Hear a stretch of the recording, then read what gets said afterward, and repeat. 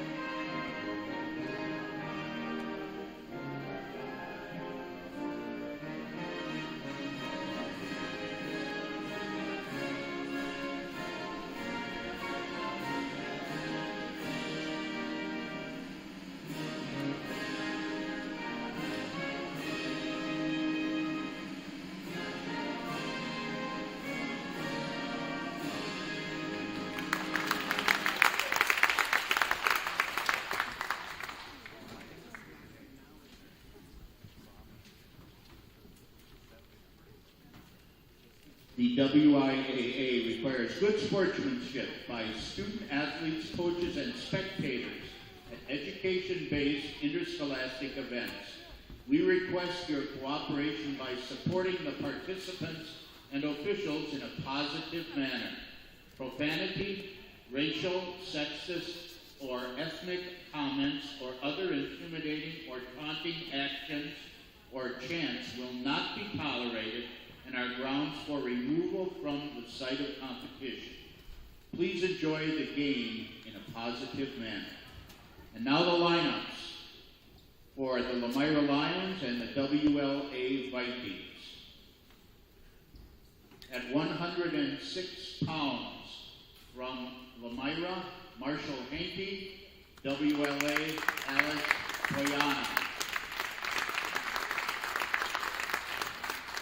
113 pounds, Lomira Connor Cook, WLA Riley Lidke. 120 pounds for the Lions, McKenna Hankey, for WLA Bryson Lindvall. 126 pounds for Lomira, Jimmy Ward, for WLA Clayton Ebert. 132 pounds for Lomira, Kobe Sackett. 138 pounds for the Lions, Colin Weber. 145 pounds for Lomira, Evan Casper. 152 pounds for the Lions, Merrick Lisecki. For WLA, Brendan Ebert. 160 pounds for the Lions, Easton Newman. For WLA, Moses Metzger. 170 pounds for Lomira, Isaiah Deasy. For WLA, Jack Hurst. 182 pounds For the Lions, Eugene Brown. For WLA, Terry Gill. 195 pounds. For the Lions, Warren Sauer. For WLA, Alec Oberg. 220 pounds. For the Lions, Andrew Reha. For WLA, C.B. Paul. And at 285 pounds, which is also our starting weight for today, for the Lions, Blake Renderman.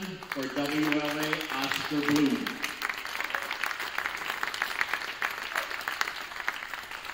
Will the captains and coaches please meet at the center of the mat? Our official for tonight is Mr. Chad Landsinger. Good evening. Glad to have you along here on WLA TV. First wrestling action that we get to bring you here on WLA TV. Jordan King with you here up in the mezzanine at Winnebago Lutheran Academy. WLA hosts one of the Flyway's toughest over the last, well, I don't know, you name it, 30, 20, 30, 40 years in wrestling, the Lomira Lions. And Lomira saw their conference championship streak halted at both the regular season and the postseason stage last season against Campbell Sport, and trying to remedy that this season. And tonight taking on the Vikings. And the Vikings got a lot of new faces. If you joined us a lot last year and then once again this year, a lot of new faces for the Vikings, especially up at those higher weights. A couple of football players coming out and wrestling this season. Alec Oberg, Sebi Paul, Oscar Bloom. And so some new blood here in the program for the Vikings. Going to start at 285. Had the sound cranked all the way up for you, so I hope you heard the starting lineups. Obviously, as you know, with wrestling you can shift some of that stuff around, but we're going to be starting up at 285 and then cycling back through the entire lineup. So for the Vikings, it's going to be Oscar Bloom, the junior, the first year wrestling for the Vikings, and it was announced to be Blake Renderman. We'll see if that's who Lomira sends out. Get this duel going. WLA lost earlier this season to Campbell Sport. 285 pounds. Probably a match for WLA that you... Yeah, Blake Renderman, sophomore for Lomira, and Oscar Bloom for the Vikings, just finishing up that point that I was getting to. For the Vikings, that's probably a duel you would have liked later on down the road in the season, that Campbell Sport duel, just with how many new wrestlers you have. Alice Toyama, one of the exchange students from Japan, is your 106-pounder. So, just like there's a lot of inexperience, but with that there comes some experience. We'll get to that throughout the match as well, but a lineup for WLA that early in the season was filling out 12 of the 14 weight classes, and now has 3 holes in the middle of its lineup, 132, 138, 145. We'll see if they're able to fill those here tonight, but it was announced as forfeits for Lomira. So if you take that into account, it's an early 18-0 lead, but we won't count those chickens till they've hatched. So an early start here and a good shot by Renderman. Caught, though, and crawling around goes Bloom. Oscar Bloom trying to hook up a cradle. And this is something, talking to Coach Recker about Oscar Bloom, is he does not – you see Oscar try some moves that you generally don't see up at heavyweight. There we go. He's trying once again for the cradle. And, again, this is some things that these are moves you generally just don't see up at heavy duty. So Oscar working, riding tough on top here. And he's got to be a little bit careful. Lost control there, back on top. And got a little high, got spun onto his back. Oscar's in a little bit of trouble now, gets back to his feet. It's a reversal, tied up at 2. First match of the night up at heavyweight. And Oscar working hard. Maybe there's some of that inexperience maybe that you see. Oscar has a big size advantage here in this match, though.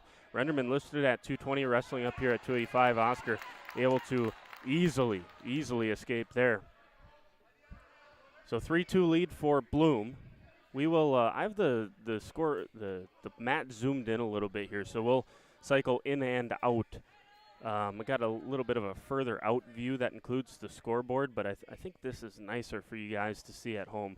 At least I hope that's the case. Hand fighting here at the end of the first. 3-2 lead for Bloom heading into the second period. There's that look, and we'll cycle back and forth through that as we go through. WLA wins the flip, and Bloom's going to choose to go down to start the second period, as is pretty common. And a quick caution here for, is that Oscar that picked up the caution? No, that was Bloom. Picked up the caution, and a quick reversal for Oscar Bloom. That quickness is unbelievable. And you see it a lot out on the football field. Oscar's a tremendous offensive and defensive lineman for the Vikings. There's a couple of highlight plays this year. Actually, one of them coming against Lomira, a long pass play, and Oscar got out in front and really, if you're a linebacker, that's not who you want to see pulling around on a screen pass. But that was a big play going back to the football season. Here on the wrestling mat, minute 22 left here in the second period. Bloom's working Renderman to his back, trying to get some back points. He's got a couple of back points. He's going to get those. Those are secured. Can he flip over? You can hear Coach, I think that was Coach Recker yelling other side. Oh, they're just going to give him 2 back points there. A little bit of a slow count. But Bloom still has a commanding 7-2 lead. Heavyweight, the first starting weight here tonight. Under a minute left here in the first period. 52 seconds and counting down. Bloom working Renderman towards the top of the mat. Off the edge they go back to the center, and Renderman will be down on the bottom. Now, obviously, if you're Renderman, you hope you don't get into this situation, but if you do, it'll be interesting to see how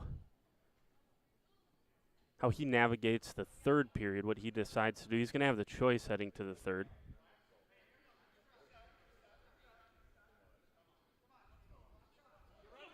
And another caution there for Oscar Bloom, so he's one away from giving up a point. 7-2, 43 seconds left in the second period. Renderman to his feet, trying to get to the near side of the mat. Nice job, mat return by Bloom. He's staying on that right leg of Renderman, and Renderman able to turn around, get control. Oh, now he's in on a big high crotch here, trying to take down Bloom. There it is. Got the escape. Nope, they're going to say a reversal, so they're going to say he never fully got himself cut. I'll tell you what, I think Renderman could argue he should have another point, but nonetheless, it's a reversal. 7-4 on that scoreboard here. First match, second period. Bloom, Renderman going at it at heavy duty. And Renderman's going to have to cut Oscar loose, who takes a look up at the scoreboard, and I think he's a little gassed here at the end of the second period and wants a little bit of a break. He's going to get that right now. 8-4 lead for Oscar Bloom. First match of the night. No score in the team score, and we're headed to the third period. Bloom the junior, Renderman the sophomore, and they're going to start him back up. That is one thing. You do not get much time to rest, and this is something that you know, especially with the new wrestler, and I know we're about halfway through the season or thereabouts, but still, it takes some time to get into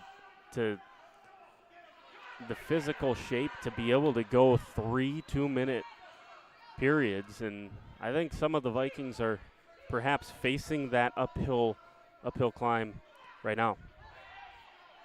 8-4 lead for Bloom. Just got to keep working here, keep moving forward. You got the points in the bank. There's a stall call for Bloom. That is a very quick stall call for Oscar. He's been moving forward, really. It's not like he's getting chased around by Renderman. Renderman has not been incredibly active. And there again, Bloom pushing Renderman towards the edge of the mat. But we'll see if they're going to make Bloom shoot in here. 56 seconds left. Hard to imagine that Oscar would give up enough stall calls to lose this, but certainly could get Renderman back in, and with a shot late in the match, that could be something to watch here. So Renderman getting backed by Bloom. This is a nice job by Oscar, and there's a stall warning, and no whistle. I think Oscar probably thought that was going to be a whistle as the edge of the mat, and there's a takedown. After the stall warning for Renderman, a quick takedown for Bloom. He's going to take him back to the mat. And can he get a couple of back points to get major? We'll see. working up high once again. Oscar's gotten a little high a couple of these times. But he's got 10 seconds to try to get some back points. And he's going to cut Renderman loose, and that'll do it. 10-5 decision for Oscar Bloom over Renderman, up at 285, and an early 3-0 lead for the Vikings. Got to believe when you got some forfeits, though, you need some bonus points somewhere along the way. See if the Vikings can pick up any of those. We're going to go to 106. It's announced as Marshall Hankey and Alice Toyama. Hankey for the Lions and Toyama for the Vikings.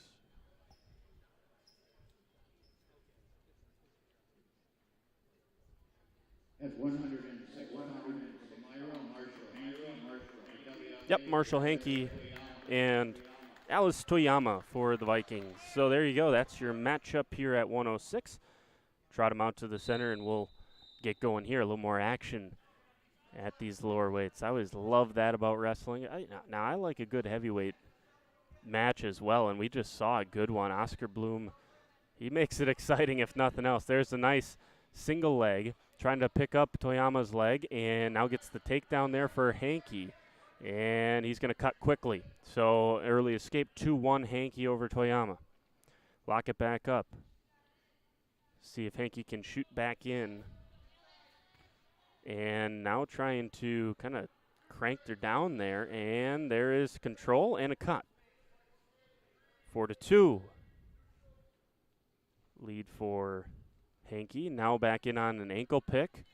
Able to get that leg off the ground, and Toyama was in trouble there for a second, spun back to her stomach. And now, for the first time this match, Hankey's going to work on top, perhaps. Yeah, going to work here with a minute left in the first period. Now cutter, okay, so 6-3. 3 takedowns and 3 escapes so far in this one, and another good takedown there from Hankey. I'll tell you what, he's been impressive so far, the sophomore for the Lions. And is going to work a little bit on top. He's still got plenty of time if he wants to cut one more time. But trying to work on a headlocking, stack Toyama up, potentially get some back points.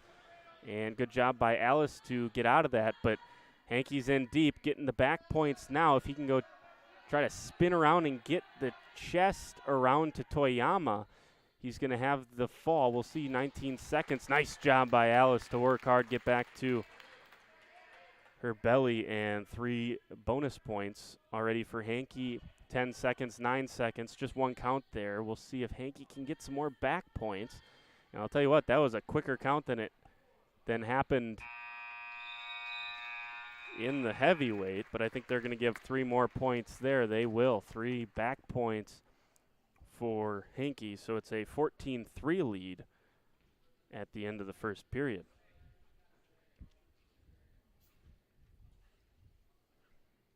I believe Hankey chose top here.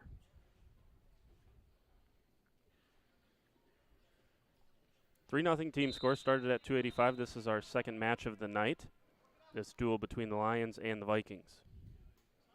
So Hankey working back on top, needs 5 more, check that, 4 more for a tech fall. See if Toyama can get something going here in this second period. Hankey's riding tough on top, got her stacked up. This is going to be a tough one to get out of. But I'll tell you what, Alice continued to fight. There's the fall. Good fight for Alice, but Hankey takes the pin at 222, 228. Check that for the pin. 6-3 lead for the Lions. First lead of the night for them. We're up to 113. And the Vikings going to trot out Riley Lidke. And it was Connor Cook that was announced prior to the duel. We'll get confirmation of that in just a second. At 113 pounds for Lomira, Connor Cook. Yep, Connor Cook, Riley Lidke. Center of the mat, 113. 6-3 team score lead for the Lions in this Flyway Conference duel. Quick shot here from Cook. Got the front headlock. But Lidke's got control of that right leg of Cook. See if she can build into something from that. Now got that leg high up, switches off to a double and comes out the near side. That was a nice job by Riley Lidke. After the front headlock opportunity from Cook, turned that into some offense of her own, trying to shoot in on a single. Cook still working heavy hands on the back of the neck there, trying to find an ankle, but Riley clamps onto the left leg this time for Cook. Can Riley get her foot? She needs to get that left ankle free from the grasp of Cook. If she can do that, now she's starting to lose control on that leg, and I think we're going to have a Cook takedown. Just got to be able to clear that arm. There it is, and the takedown for Cook. So Connor Cook with an early 2-0 lead. Minute into this first half, or thereabouts, into this first period. And Cook loses the headgear. So they're going to stop it. Restart him back in the center where Lidke will be on the bottom.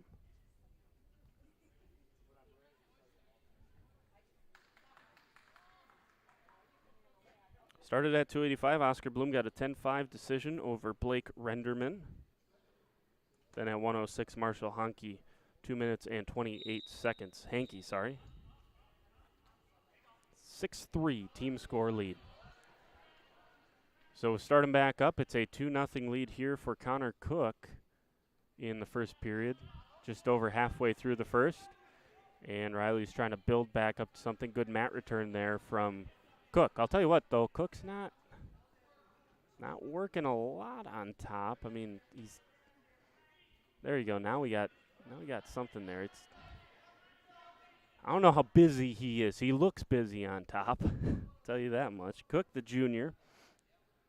Riley Lidke, a senior for the Vikings, and Lidke able to escape out of that. Can she complete a reversal at the? You got to clear out to at least get the escape point there, because they're still locked up, and Cook's got a hold of the ankle.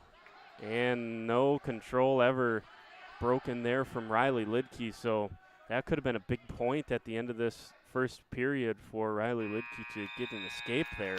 Time's going to run out on her this time. She seemed to grow in confidence and certainly in some momentum there as the first period went along, so see what she does going into the second period. Riley had the choice. She deferred, and Cook wants to go on the feet. Cook straight back to the back of the neck there. He's trying to kind of crank the head down and see if he can get back to that ankle that he had success with in the first period. There it is. Snap down for Cook. Now can he climb around and get control? That's the question. Trying to there's the hand on the ankle. And, Riley's got to be careful. Almost got spun to her back. There's control. Cook's up 4-0. And Cook's almost got a cradle hooked up. Riley's doing a good job with her hands to try to avoid that, but now Connor Cook has that locked up. Got the cradle. He's got to be able to clear his hips out if he wants to get the fall, though. Right now, just got Lidke sitting on his hips. He's not even getting a count right now. And that's doing a nice job as Cook, but he's got to clear the hips out from underneath Lidke if he wants to get some back points and then potentially a fall. That not happening. 1 minute into this, halfway through the second period, 4-0 lead for Connor Cook.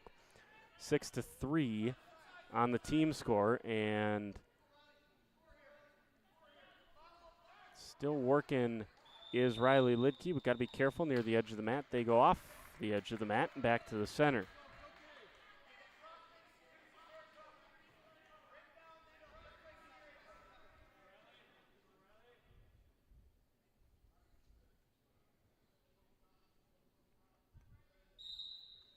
Start him back up in the center.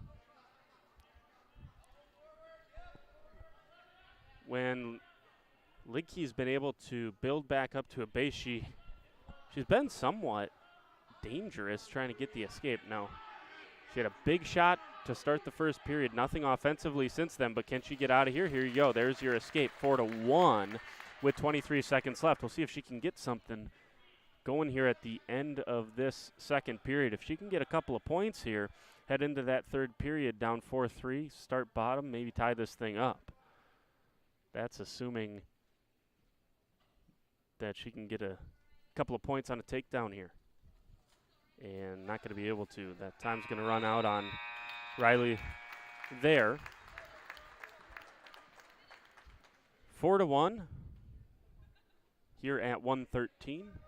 And Riley's going to go on top. Interesting choice here. I don't mind that, though. I haven't seen any of that. Haven't made Cook try to avoid something on the bottom. So I don't mind this idea from Riley Lidke and the Vikings. Not that they would care what my opinion is necessarily. Good mat return there from Lidke. Got to be careful. She's getting too high. Yeah, you could hear the Viking coaches saying a little too high. I think a couple of Lions coaches were saying it too. There's the escape for Cook. And Cook now again snapped down. Ankle trying to get control. There it is. Trying to work a cross face now. And once again try to hook up the cradle. Got to be careful there. Does Cook. And yep, switches back off to the cradle. Problem is he's a little too far. He's got his body position. It's just a little bit off here. Otherwise, this would be major territory for Cook with the way he's wrestled here this evening. But on those cradles, he's got his body position a little too far under. Got his hips under the hips of Lidke, and that's prevented him from gaining a couple of more points. 7-1 with 54 seconds left. And these are certainly bonus points. Based on if you watched the match, you'd think this would be a bonus point victory for Cook, but so far not happening. Can Riley Lidke just hold out for the last 39, 38 seconds here and just give up a 3-point defeat? That wouldn't be the worst thing for the Vikings. Lidke is turned back into Cook, but Cook just will not let go of that ankle. Now he has. Kind of a crossbody ride and nothing doing there as Lidke has to try to regroup base back up. As she does so, another cross face there from Cook. Riding tough on top, heavy hands there. And once again, working the cross face, trying to hook up a cradle. 8 seconds left. Can she battle for the Vikings? We'll see. 5-4, nice job by Riley Lidke. If she can avoid this last second, there you go. Nice performance there from Riley Lidke. It's a loss, no doubt. 7-1 decision for Connor Cook, but those might be 3 big points for the Vikings if they look back on this and this thing's close.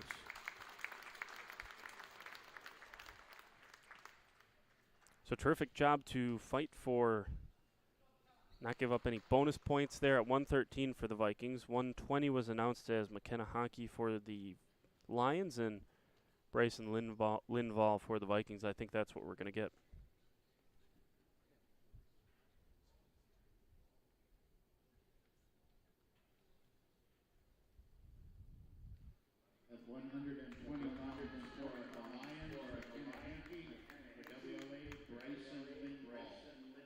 Yep, there you go. McKenna Hankey and Bryson Lindvall in the center of the mat. Bryson's a junior and McKenna is a senior. And an early shot from Hankey, and don't know if there's any relation there with Marshall and McKenna Hankey, but Marshall was terrific at 106. And we'll see if McKenna can replicate a performance like that here at 120 against Lindvall. Working at 2-on-1 there. Now switching off, hand fighting in the middle. Bryson's trying to work a trip and get Hankey onto her back. He's got her on the back, but he's a little bit off balance now. Got to be careful if you're Bryson Lindvall, because he's he had his center of gravity a little bit off there. Another trip from Lindvall. He's in tight on this one. And is it far enough? Couple of Viking players on the bench are slapping the seats almost like he got it, but he's got his elbow underneath there, but he just cleared it. I think that's it. Oh, it looked good. Lindvall's got to clear his elbow out. His elbow is still behind, preventing the fall. It's 2-0. Going to get back points here for sure, but Bryson's got his elbow that is just preventing that other shoulder blade from Hankey touching. If he can clear that out and just quickly slap those shoulders down, he's going to have a fall. Go chest to chest here, but he's going to keep that same tight lock. He's got 33 seconds still, not short time quite yet. Plenty of time to work for Lindvall. And once again, still got that elbow back there. I think that's what, if it's very close, but I think that's what the ref's seeing. There it is. Good fight from McKenna Hankey, but Bryson Lindvall with a 1 minute and 40-second fall. That was a nice job by Bryson. And that's going to tie things up at 9. Well done, Bryson. 9-9 on the team scoreboard, 1 minute and 40 seconds on that fall. 126 foul. Up to 126. This is Clayton Ebert for the Vikings. And it was announced as Jimmy Ward for Lomira. It's the only wrestler listed at 126, so unless Kobe Sakat or Austin Zinn wrestle down. Nope, Jimmy Ward. Ward versus Ebert at 126. A couple of sophomores going at it. Clayton really came a long way last year, and obviously you're going to see Brendan Ebert up at 152 for the Vikings, but really nice job last year, I thought, from Clayton Ebert. He took his lumps early on, but after that, a lot of good strides for him in his first year in the program, and now in year 2, can he continue that? Just some hand fighting here in the middle between these two, and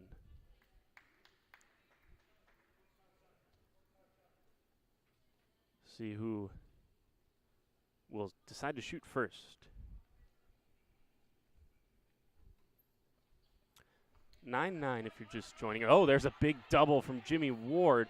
Caught around the back. Ebert's got a takedown. Nice job turning defense into offense there from Clayton Ebert. So good at just keeping the legs back there, shuffling back, keeping the center of gravity, good balance.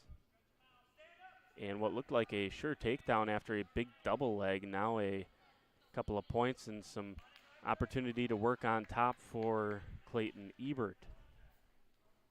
Clayton working on that right arm of Jimmy Ward right now, also the left ankle, and now switches off, got hand on the back of the head. We just heard someone on the Vikings bench say heavy hands, and I think that's a good idea for the Vikings. Get physical here with this Lions team. The next 3 weight classes, and I'm not trying to, and he's got a power half here. Not trying to rain on the Vikings parade here, but the next 3 were announced to be defeats. We'll see if it actually turns out that way. Vikings do, on their roster, have some guys they could possibly shuffle around if everyone's available. I don't know if that's the case, so we'll see what happens. End of the first period. 2-0 lead for Clayton Ebert, and the only real shot there in that first period was from Ward and of the Vikings. Of the Lions, and Ebert was able to turn it into 2 points of his own. Nice little backup wrap around.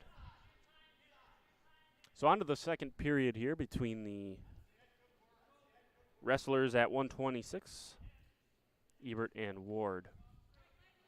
And nice job here by Ward. He has been by far, when they're on their feet, he has been the more active of the 2 wrestlers, certainly this evening. Just a lot of hand fighting, and then Ward is very quick to shoot in on a double. But a good job by Clayton Ebert to just keep the legs back. He's not the biggest kid, but he's lanky, and sometimes that can work to your advantage here on the wrestling mat, that's for sure. Minute and 5 seconds left in the second period. 2-0 lead still. Still looking for our first action here the second period. They're doing a nice job once again of being active, looking active, we'll say that. And I'm not trying to. Both guys are feeling each other out. That's what you got to do in a wrestling match. Obviously, Ward's got the prerogative to got to keep moving in, shooting. There's another shot, and once again, Ebert's got to be careful. He's got his legs forward this time as he tried to turn that into offense. Now a big single, and nice job by Ebert to defend that. But Clayton's got to start moving forward here because you can see this turning. And there's a big double leg and a takedown. Nice job by Ebert. I was going to say Ebert could have been in danger of maybe a stall warning there as he was kind of moving backwards for a large chunk of that first or second period. But just as I say that, shoots in on big double, gets the takedown. Now working on that was close. He was trying to run a power half there and not quite able to do so before the horn sounded. 4-0. And it's going to be Ebert's decision. He's going to go up.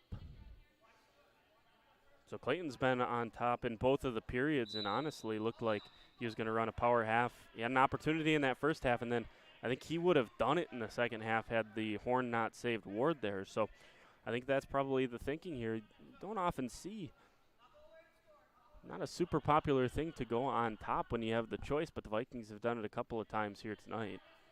Once at 113 with Riley Lidke, and once here now at 126 with Ebert. There's a stall warning on Ward, saying he's not working enough on bottom. And what does that do? Got the arm on the back for Ebert. We'll see if he can turn Ward over. He's got that arm cranked over on the back. And if you've ever now trying to get back to that power half, he's got a chicken wing right now, just trying to get a power half going. And we'll see if he can either stack Ward up or run him over. And he's trying it once again. He's got a minute to do it, to try to get Ward to his back. There it is. Ward's to his back. Can he go chest to chest and get the fall? He's in deep. He's got to work his way a little bit back. Got to be careful, though. Got to be careful. He's off. There you go. Back on balance is Ebert. He's close. Fall would be huge in the scope of this competition, with the Vikings giving up some points here in the next couple of weight classes. Oh, he's just about there. Not sure. Must be that right or that left shoulder blade that isn't quite down for Ward yet, but Ebert's close. If he can clear his arm out just a touch, he's got 24 seconds, not a ton of time to work here. Yep, I just heard a Viking coach say, get that arm out, and we'll see if he's able to do so. 4-0. It's either going to be a fall or it's going to be a decision. There is no major that is forthcoming with only 3 back points in high school wrestling. And nice fight by Ward. He was on his back for about 45 seconds, and he avoids the fall. I'll tell you what, Ebert was in close. I know some refs that would have said that was a fall. They'd have been slapping that mat, but just a decision for Clayton Ebert. That is a dominant 7-0 decision, but I'll tell you what, the Lions got to be happy with how that turned out. Not the loss, obviously, but the fact that Ward fought at the end there to keep his shoulders off the mat, could prove huge. Wrestling on a post at 131 pounds from Lomira Lions,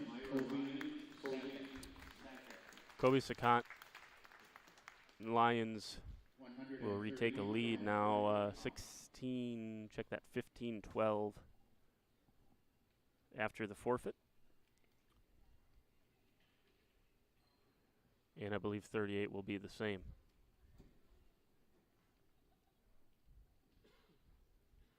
That'll make it 21-12. Wrestling on a post at 138 pounds from Colin Weber. 145 should be the same.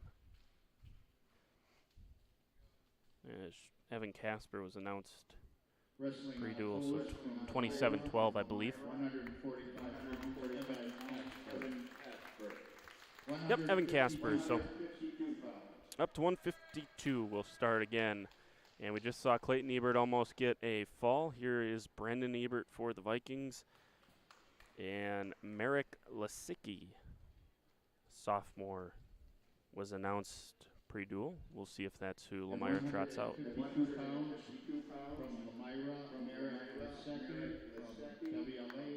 Merrick Lasicki and Brendan Ebert out to the middle of the match.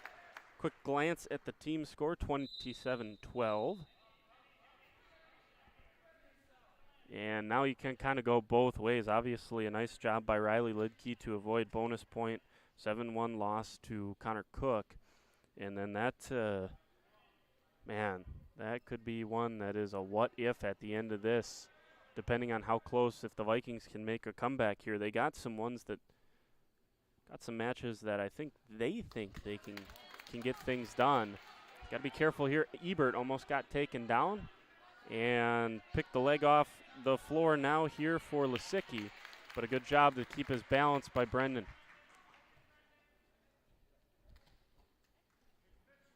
First 45 seconds gone in this first period at 1:52. But if WLA, you know, you got Ebert and Metzger and Karst and Gill, Oberg, Paul, you got some guys here that maybe you think can get some bonus points. Oh, do you just wonder that 3 extra points that Ebert looked to have locked up but just couldn't quite get the shoulders down, was that going to make a big difference? Coming up later on in this duel, we'll see. 44 and counting down. 43. Oh, Ebert's got to be careful. He tried to a little bit of a pass by there, and I think there's going to be a takedown. Yeah, there it is. Lisicki. Ebert got himself out of position there with only 30 seconds left in the first period. I like the aggression,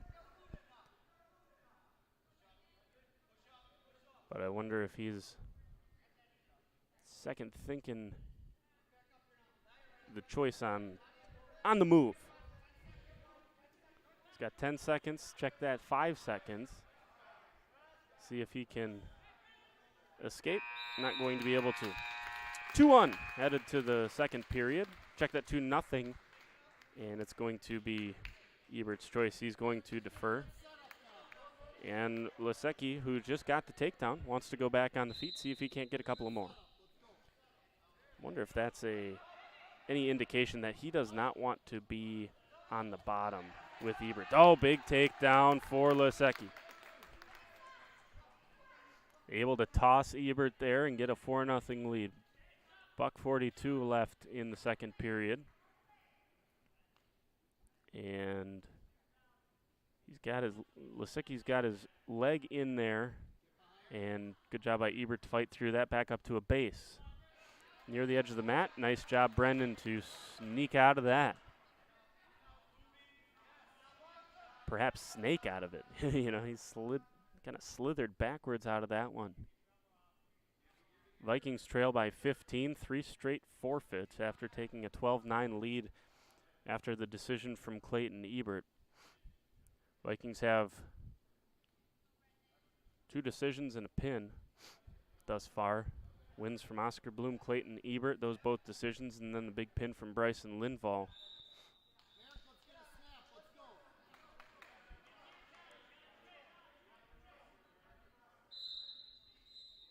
Four to 1, back to the center. Lead for Lisicki. And a shot in from Ebert, caught by Lisicki. He's got a front headlock.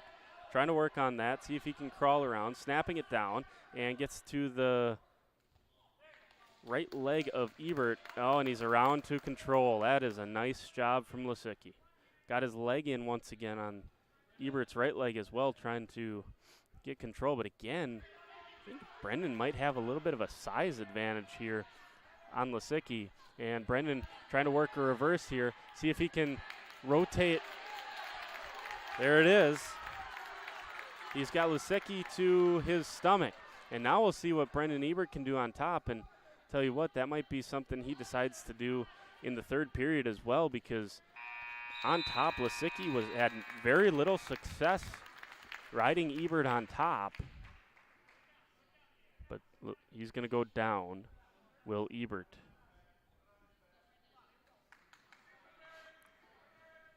So Ebert needs an escape and a takedown to tie this thing up. He trails 6-3 in the third period. They'll get him going. Ebert trying to base up. Once again, Lisicki gets control of that leg, this time the left leg, and working on the right arm this time. Good job by Brendan, but an even better job there from Lisicki. And Brendan trying to get hand control. He's got hand control. He's just got to be able to, there it is, same move. Gets hand control, rolls out of it. 6-4, Lisicki leads. Big single shot. Ebert catches. Now can he do the same thing? Can he work on that leg? He's got the ankle, but now Lisicki's on top and close to getting control. If Lisicki can kick his leg out of Ebert's arm, he's going to have control. Brendan's got to work hard here, not give up the takedown. 1 minute and 9 seconds left, and Lisicki got a little high. If Ebert can pull his head out, he's going to have a reversal or a takedown. There it is. No, just a reversal. No, they did give him a takedown. They did. Pardon me. So 6-6. That is a nice job by Brendan Ebert.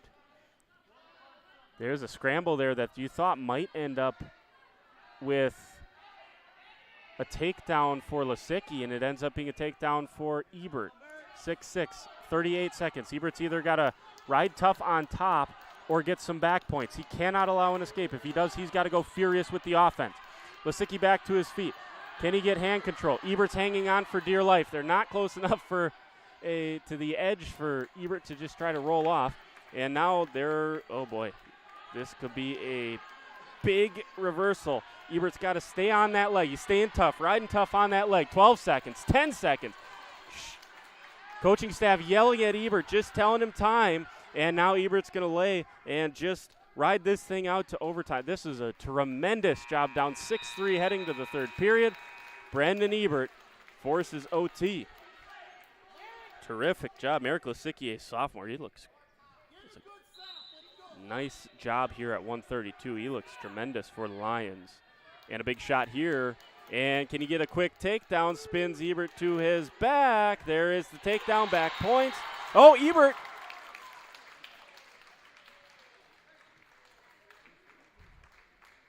Ebert spun him through and had him on his back, but the 2 points were awarded. That's the right call there. And Merrick Lisicki, nice job in overtime. A very quick shot from him, and it's 30-12. Lions over the Vikings. Moving up to 160, Moses Metzger and Easton Newman.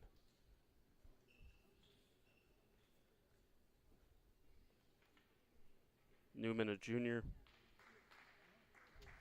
Metzger, a sophomore for the Vikings. 160 pounds. Tell you what, if that shot in on Brendan Ebert would have happened in regulation, he spun. He'd have had unfortunate for Ebert. So the Vikings down 18. Got to make some hay here with these next couple of weight classes. Moses Metzger, Jack Karst, Terry Gill, Alec Oberg. Those are the next four, and then you round it out with Sebi Paul. So time is ticking away for the Vikings, but if they can get their 3 falls down at this point, so got to get some bonus point victories in the next couple. Only 5 weight classes left, so they know they need at least 1 bonus point victory. Here's a big double from Moses Metzger. He might have Newman. Oh, it's a good job from Newman to get control, spin back to his belly, but looked like there might have been, he might have had an opportunity there to put Newman in some trouble. 1 minute and 30 seconds. Check that, 1 minute and 20 seconds left here in this first period. Give you the closer view there between the two. 30-12 team score. And Moses Metzger here riding tough on top at 160 against Easton Newman, the junior from the Lions. He's got a cross wrist here and lost control of that. And Moses got to get some control back again because he lost a little bit there, but still working tough on that leg, on the ankle. And doing a nice job there. He can switch it around. Newman was getting a little bit, the center of gravity was a little bit off to the side. Moses trying to lock up a cradle. And I think he might have it if he can spin Newman over and also keep control. Now, that's easier said than done, especially when you're operating up at 160. He's going to switch off of that. Back to the ankle. See if he can grab that shoulder, grab that cross wrist, and see if he can't run him over instead. Switches back, and got to be careful near side of the map, but just 3 seconds left at the end of the first period. Horn, horn, horn. Nice job by Moses Metzger. Oh, they're going to give it. They're going to give him an escape. Well, not sure how that could have been an escape and not a reversal. I either think you got to give nothing or a reversal there, but I guess one team wanted one team wanted the other. That's the compromise. It did look like Newman might have had the reversal, but nothing forthcoming. 2-1, they start on their feet for period number 2. After this match, we'll give you an update on how we got to this point if you're just joining us. Vikings and the Lions in a Flyway Conference duel. First period takedown on a big double from Moses Metzger. Can he do it again and start to stretch out this lead a little bit for the Vikings at 160, which is currently just a point at 2-1.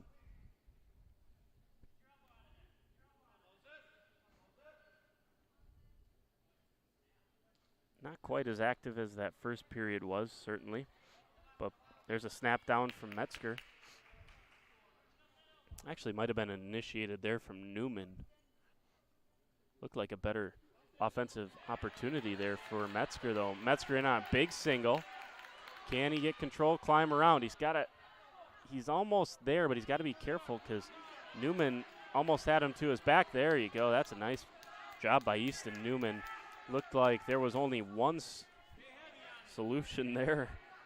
I thought that was going to end up in a Moses Metzger takedown. Instead, it ends up with Newman. And Newman's got Metzger's arm on the back. Now has to let go of that. He's a little out of position there, a little too high.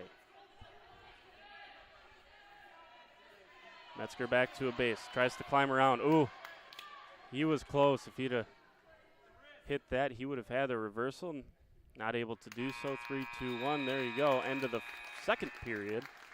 And just 2 points scored there, and both of them coming from Newman. Metzger wants to go down.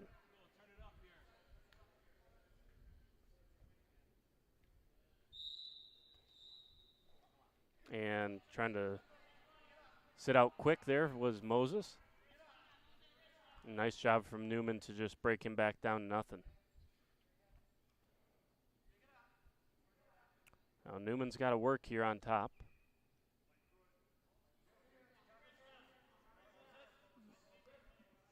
Metzger base back up. And a roll through from Newman. And trying to stack Metzger up. Nice job from Moses to roll through with him. Might have been something that they talked about. You could hear the coaching staff watch the roll, so maybe that's something they knew was perhaps coming. 160 is the weight class. 3-2 lead for Easton Newman over Moses Metzger. Lions lead the Vikings 30-12 on the team score. Metzger bases back up, now broken back down. 1 minute left. Other than a couple of rolls. Now he's got the bar arm on the back, trying to work a power half. Got the power half. Oh, that is a nice job from Newman. And there is a fall. That is a terrific job. 5 minutes, 12 seconds. And that just about wraps this thing up. Easton Newman, 170 pounds.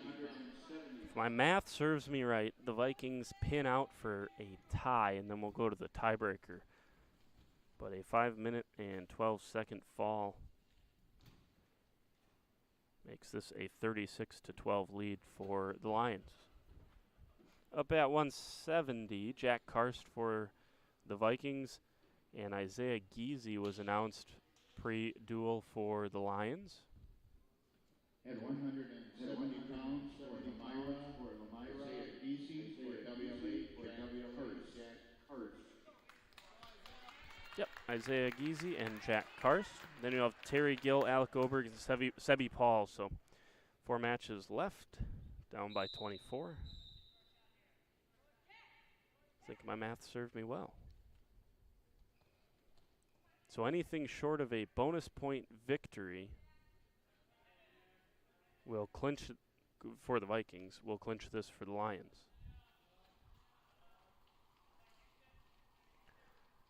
Karst has been very impressive throughout his first couple of years here at WLA.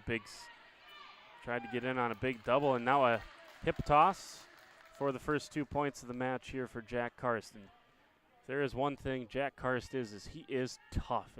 Just an animal on top. Heavy hands. There you see it right there. Big shot to the back of the head there for Giese, trying to run a power half here. Good job to keep his center of gravity, not get too high. Just over the course, you know, as a young wrestler, Jack was very much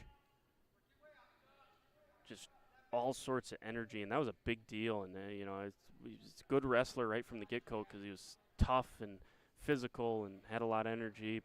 And now just the technical side of it is starting to come around for Jack, and you can just see the confidence. And a lot of times wrestling up for this Viking team. He's listed at 160. Here he's wrestling 170. Last year he wrestled up at 182 and 195 at times for the Vikings. Giese able to get hand control, spin away, and get the escape. 2-1. Karst leads Giese. Big high crotch here for Jack Karst. If he can pull his head out, he's going to have control, and he might put Giese in a tough spot here too. Important here, 10 seconds. Just get the takedown. Don't worry about back points here. Can Karst get his head out? Lomira won a takedown. It's not forthcoming. Nothing given. And Karst was very close to getting another takedown to end the first period there. Giese's choice. He wants to go on his feet, and they'll start things off in the second period between Karst and Giese. Jack leads 2-1. Another big single from Jack, and he's in on that right leg this time. But he's got to be careful.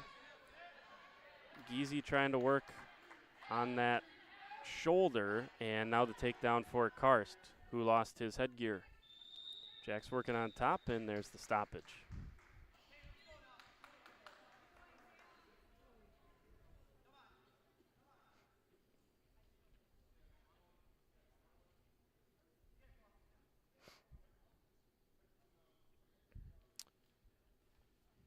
See if they can get that fixed. Karst tossed it off as if there was no replacing that.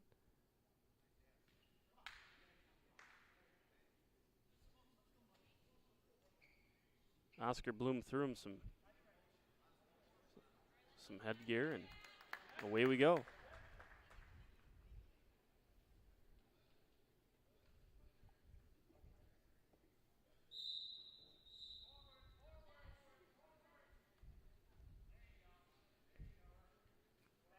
One minute and 25 seconds counting down here in this second period between Jack Karst and Isaiah Giese. Giese a junior, Karst a junior. Jack's trying to work a cross wrist here, and also working on that ankle, trying to get control, and then, oh, he almost moved off to a power half there. Try to run it over.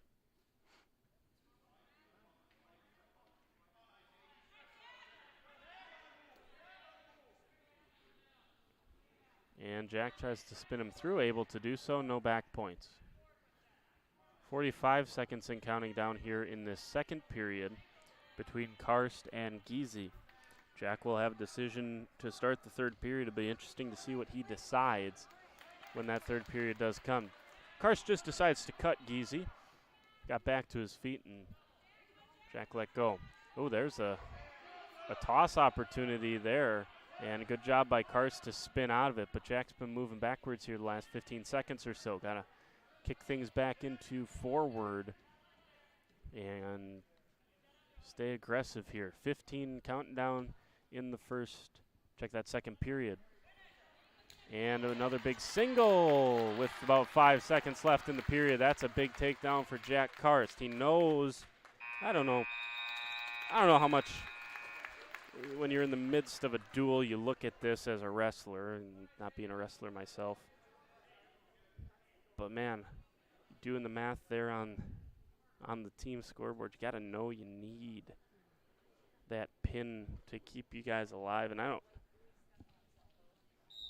not familiar enough with the tie-breaking procedures in the WIAA to make any judgments. This thing may already be over. But I want to say Falls is one of the first couple at the very least. And the Vikings would certainly have more of those.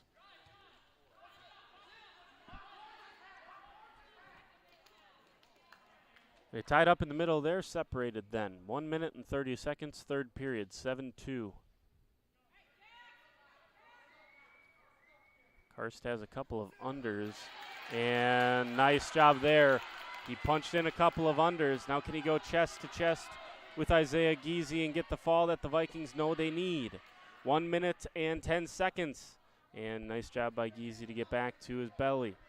Bellied out there, 2 back points, 11-2. Karst into major territory, but he needs more. Tech fall won't even do it at this point. Obviously, personally, you'd take that. And if the Vikings can wrestle well from here on out, you'd take that too. Karst got to be careful. He spun Giese to his back, but off the mat they went. And Giese had an opportunity there.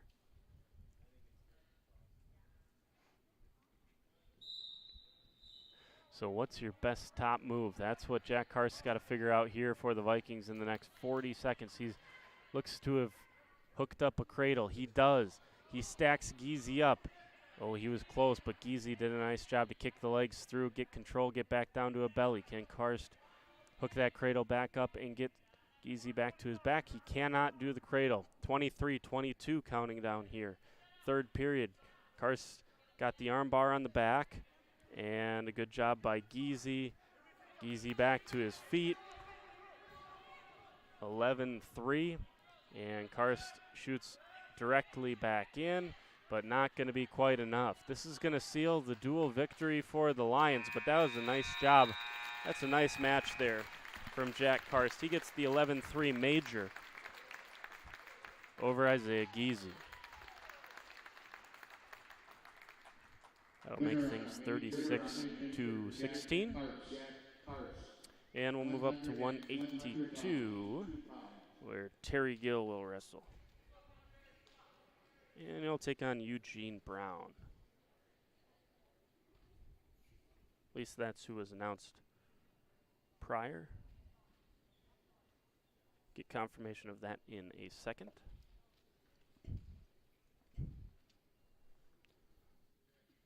At 182 pounds for Lomira, Eugene Brown. For WLA, Eugene Brown and Terry Gill.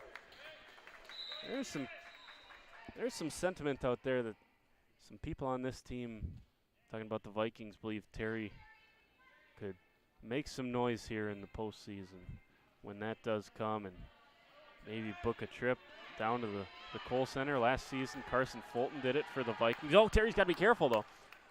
He had a toss, and Brown able to toss him to his back. Now, there's Terry on top of Brown. Oh, this has been an entertaining 30 seconds. Can Terry Gill finish things out? They've spun each other back and forth. Now Gill's got a chance to finish this in the first period. Minute and 25. Still plenty of time for Terry to work. Can he work tough on top and get the fall? First period. Terry's not quite chest to chest, and I think that was the reason Terry couldn't quite complete the fall, but it's a 5-point lead for Terry Gill over Eugene Brown.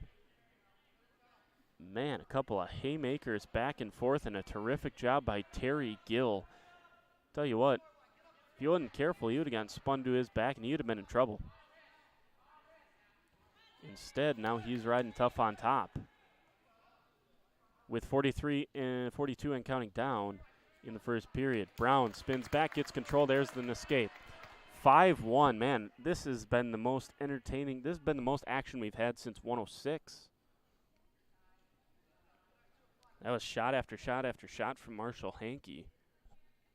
And, man, a lot of times you don't get this kind of action up at 182. Big single from Eugene Brown. Can Terry keep his legs back? He cannot. Take down for Eugene Brown. Just like that, it's 5-3. Brown's a sophomore. There are a ton of sophomores on this Lomira Lions roster, and Terry's got to be careful.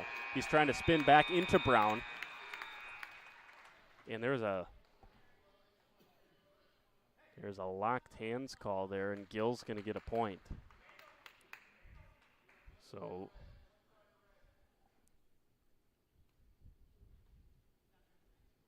and blood time for Brown.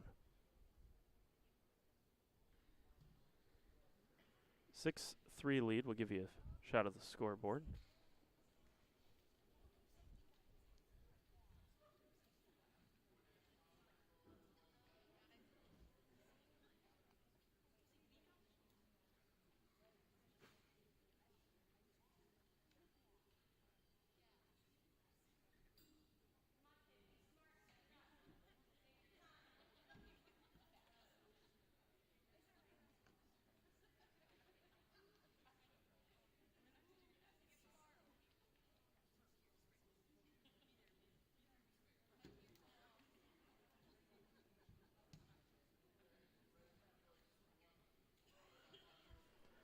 Getting that situated, and got Eugene Brown cleaned up after that first period, which was a rampant first period. Ended there with a locked hands call. So point went to Terry Gill on that.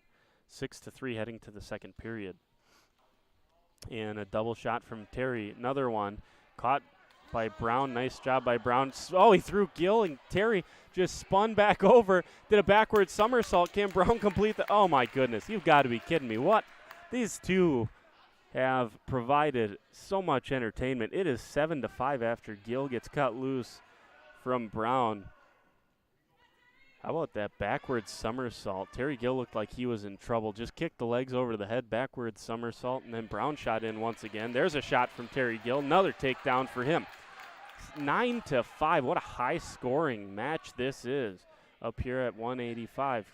Terry working tough on top. Thought he might have had a pin right out the gate. He gave himself a 5-point cushion, threw Brown to his back, not able to pin him. And now Eugene Brown back to his feet, spins back into Terry. Terry's still got his arm. Now Terry cuts him loose, and a point for Brown, 9-6. 36-16, Lomira's locked up the duel already. Got 3 more weight classes to go. Big single leg by Brown. He got a little high there on Gill. Now able to crawl back around, get the takedown. 9-8. Terry spins back in, gets the takedown, or gets the escape for his own. 10-8. 30 seconds left. Can Terry find one more takedown? There was a little bit of I think Brown just tripped there on the mat.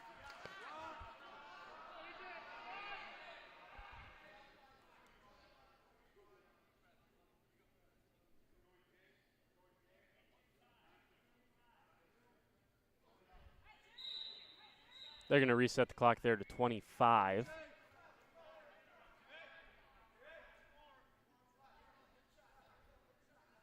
Terry Gill has a 2-point lead, 10-8 in what has been a very entertaining match here at 182 pounds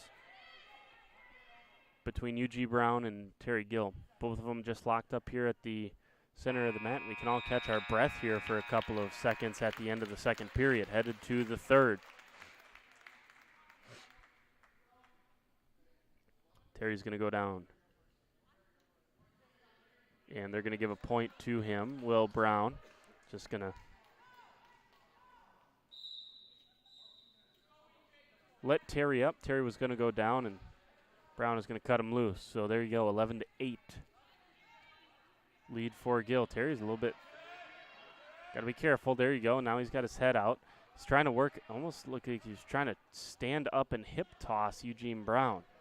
I think I stand by that. I think that's what Terry was trying to do. Eugene Brown is a 195-pound wrestler listed, at least in the program, and he's wrestling down here at 182 here this evening. And does look like he might have a little bit of a size advantage on Terry Gill. Terry catches a shot from Brown, trying to spin Brown to his back. He's got that headlock, and there's the takedown, 13-8. Now getting some back points. Can he go chest to chest? He's got a minute and 5 seconds to work. Plenty of time for Terry Gill to try to get a fall. Jack Karst is over there saying this thing should be over. He's over there saying, what's going on here? They give him the 3 back points. The whole Viking bench was up with their hands in the air. They thought that was over, 16-9. My goodness.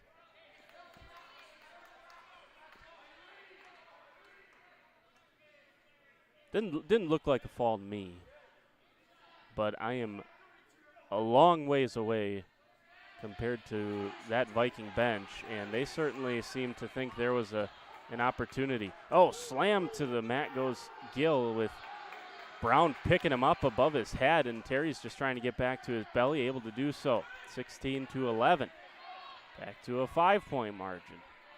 Terry only needed 1 point there for a second and stop things as they go off the edge of the mat there on the far side.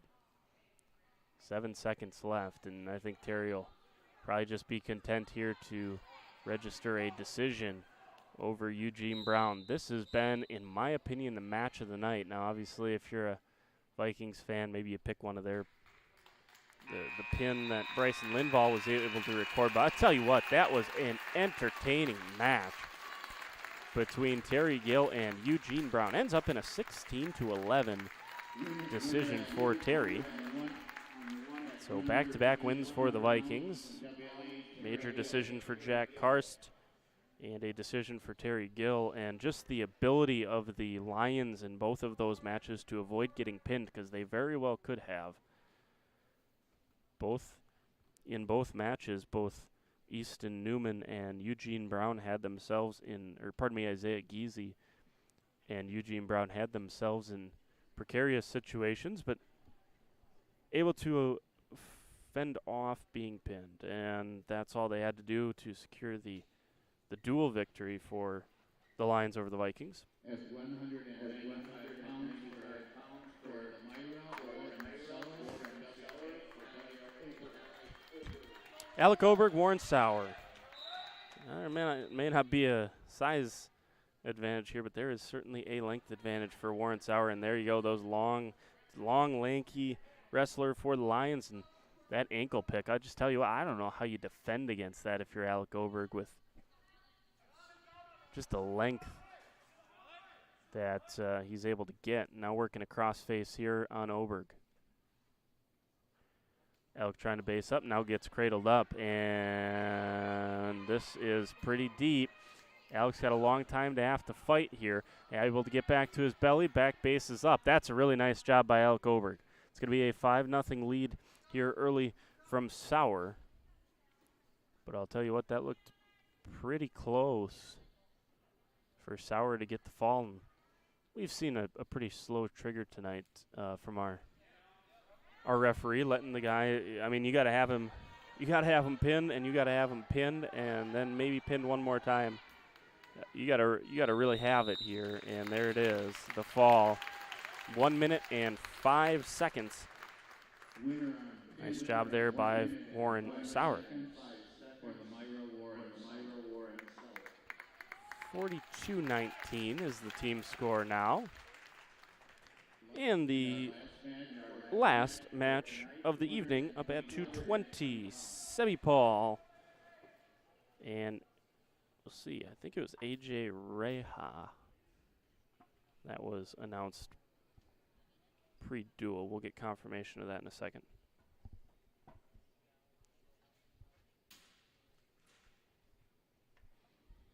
At 220 pounds for Lomira, Andrew Rita, and for WLA, Sebi Paul.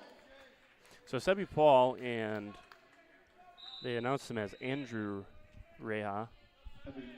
AJ Rea is how he is listed in the program. And Rea working on Sebi. And going to have a takedown here early. Just 15 seconds into this one, and an early 2-0 lead for Reha.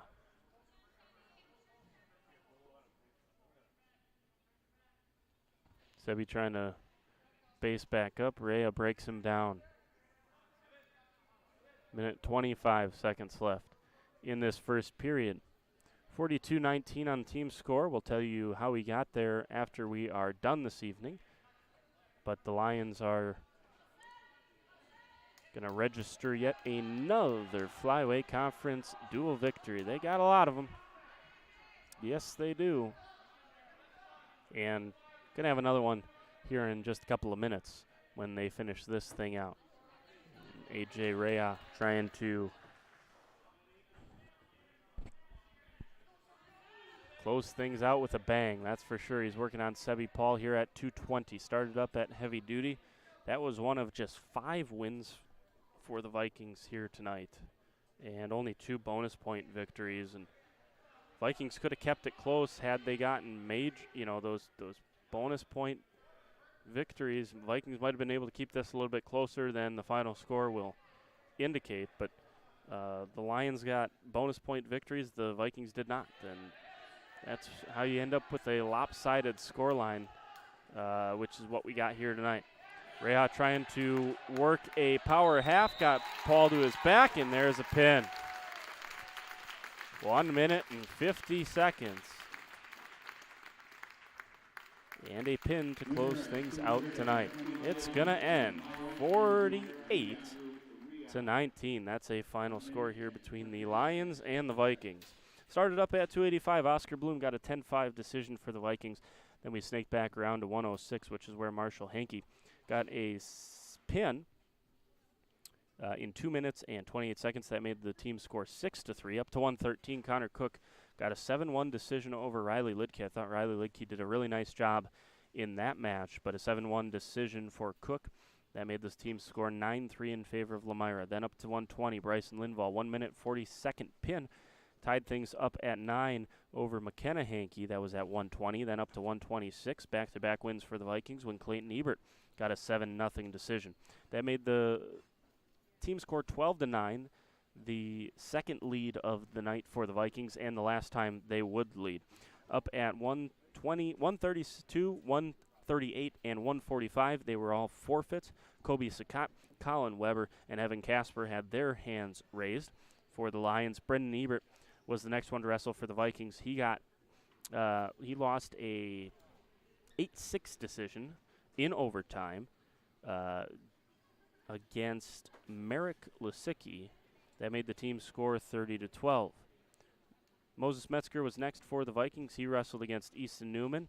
Took almost the whole way, but after 5 minutes and 12 seconds, Easton Newman was able to pin Moses Metzger. That made it 36-12. Jack Karst, Terry Gill went back-to-back. An 11-3 major decision, 36-13 for the team score after Jack Karst took care of Isaiah Geezy. And then, again, for my money, the match of the night, Terry Gill against Eugene Brown at 182, 16-11 decision. 36-19 was the score after that. Alec Oberg and Sevi Paul both got pinned. 1 minute and 5 seconds for Warren Sauer over Alec Oberg. That made the team score 42-19. And then a 1 minute and 50-second fall for AJ Reha over Sebi Paul. That adds up to 48-19. That's your final score. The Vikings lose it tonight against the Lions in a Flyway Conference duel. The Lions, one of the premier squads and one of the premier programs in this conference in wrestling. Obviously welcomed back Campbellsport. I'm sure that's always a hotly contested duel. But the Vikings will continue on. Next week, Viking Wrestling heads down to Mayville, so won't have any of that for you next week. We're back here tomorrow night. Spring's in town. It's girls basketball here on WLA TV, and I will be with you for that. Looking forward to the Ledgers and the Vikings girls basketball tomorrow night. Hope you'll be with us and join us for that. I'm Jordan King saying so long. Good night from WLA TV.